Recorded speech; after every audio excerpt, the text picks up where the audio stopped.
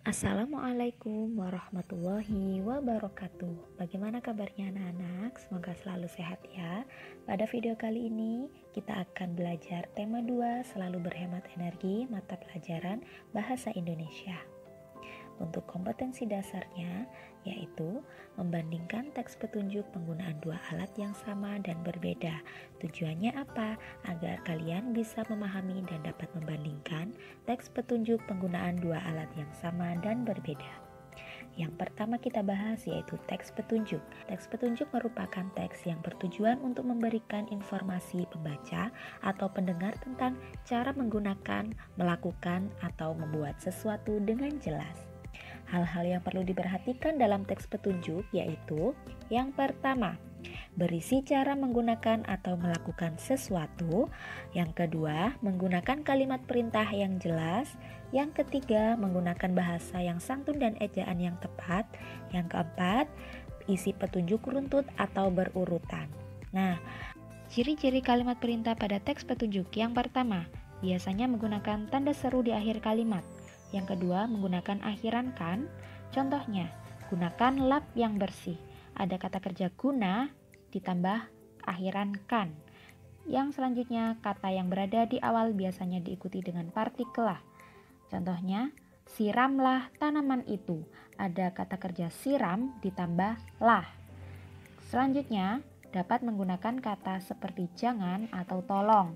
Contohnya, tolong tutup pintunya. Nah, yang kedua, jangan membuang sampah sembarangan.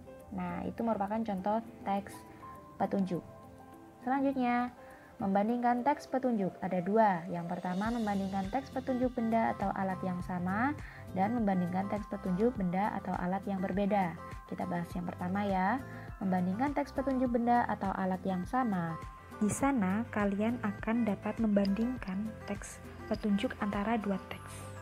Yang pertama, persamaannya sama-sama menjelaskan petunjuk memelihara tanaman lidah buaya. Kemudian perbedaannya antara dua teks tersebut yaitu kalau teks pertama cara penyampaiannya melalui teks narasi, kalau teks kedua penyampaiannya melalui percakapan antara Mita dan Ibu.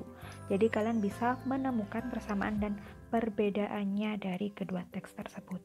Kemudian yang selanjutnya yaitu membandingkan teks petunjuk benda atau alat yang berbeda. Di situ juga ada dua teks. Yang pertama itu tentang nelayan yang sedang menangkap ikan menggunakan jala. Kemudian teks kedua ada Ayah dan Bayu sedang memancing ikan di sungai. Persamaannya apa? Menjelaskan petunjuk cara menangkap ikan, sama-sama cara menangkap ikan. Kemudian perbedaannya, kalau pada teks pertama itu nelayan menangkap ikan dengan jala, kemudian ada 5 langkah dalam menangkap ikan dengan jala atau jaring. Yang ketiga, tokoh dalam cerita itu seorang nelayan. Untuk teks kedua, menangkap ikan menggunakan alat pancing, ya kan? Kalau yang kedua ada 6 langkah dalam menangkap ikan dengan alat pancing. Kemudian tokoh dalam cerita adalah Bayu dan Ayah. Yang pertama itu cara menangkap ikannya itu berbeda. Yang kedua itu langkah-langkah yang dilakukan itu juga berbeda. Kemudian yang ketiga tokoh yang ada dalam cerita tersebut perbedaannya. Seperti itu ya. Bisa? Kita lanjutkan. Kita akan membahas tentang poster. Poster merupakan media publikasi atau pengumuman yang terdiri atas tulisan, gambar, ataupun kombinasi, dengan tujuan memberikan informasi kepada halayak ramai yang bersifat mengajak atau imbauan. Pasti kalian sudah pernah melihat poster kan ya? Hal-hal yang perlu diperhatikan saat membuat poster. Yang pertama, menentukan tujuan atau tema. Yang kedua, memilih kata-kata untuk slogan. Slogan itu merupakan perkataan atau kalimat yang menarik dan mudah diingat untuk memberitahukan sesuatu. Jadi kalau di poster pasti ada kata-kata yang ketika membaca itu kita mudah ingat. Contohnya, ada kata-kata yang sangat singkat dan mudah kita ingat. Seperti contoh, ayo hemat energi.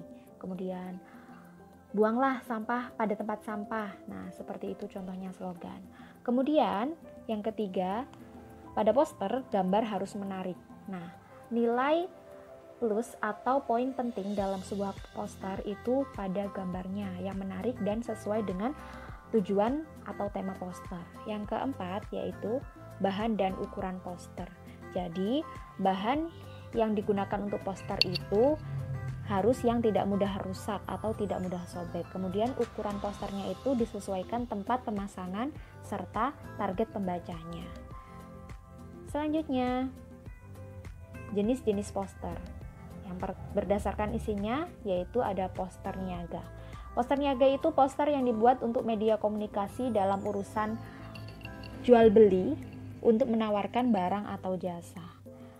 Kemudian selanjutnya poster kegiatan. Poster yang berisi kegiatan seperti contoh jalan sehat, kemudian senam dan lain sebagainya.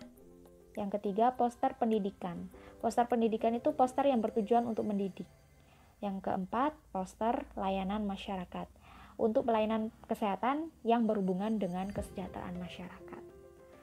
Kemudian jenis-jenis poster yang lain yaitu ada yang berdasarkan jenisnya. Yang pertama poster komersial. Poster komersial ini sama seperti poster niaga yaitu bertujuan untuk mempromosikan sesuatu. Kemudian yang kedua ada poster film bertujuan untuk mempopulerkan atau mempromosikan suatu film yang diproduksi dalam industri perfilman. Yang ketiga ada poster komik, digunakan untuk mempromosikan buku-buku komik. Yang keempat, poster kelas. Poster yang berada di dalam kelas yang bertujuan untuk memotivasi pelajar dan juga bisa seperti contoh poster tata tertib sekolah seperti itu. Kemudian yang kelima, poster kampanye. Poster ini bertujuan untuk mencari simpati dari masyarakat untuk pemilihan umum. Yang keenam yaitu poster propaganda. Poster ini bertujuan untuk mengembalikan semangat pembaca atas perjuangan atau usaha seseorang dalam melakukan hal yang bermanfaat. Contohnya poster tentang kemerdekaan atau poster yang berisi tentang perjuangan pahlawan terdahulu. Nah, itu tadi merupakan penjelasan teks petunjuk dan poster. Jangan lupa tetap dibaca rangkuman materinya dan tetap semangat belajar ya. Terima kasih, semoga bermanfaat. Thank you. Assalamualaikum warahmatullahi wabarakatuh.